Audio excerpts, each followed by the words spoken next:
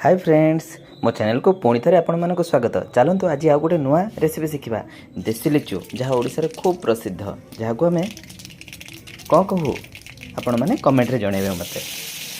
प्रथमे आम टिके तेल पकेबा, सेथिरे टिके सोरिष पकेबा, तापरे भृषंग पत्र पकेबा, आउ कंचा लंका ऐड करबा। सब जाक फ्राए हो गला परे सेथिरे आम एई देसी लिचु को ऐड करबा।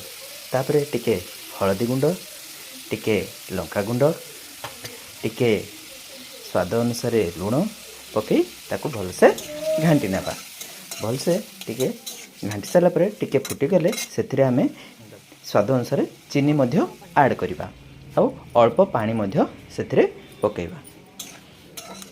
देखंतु कि भली भाबरे हे आछे, पूरा टिके फुटीगले ताको काढ़ी नेबे, आउ गरम गरम खाइबे, देखिबे हेवी टेस्ट लागिबो। वाह कि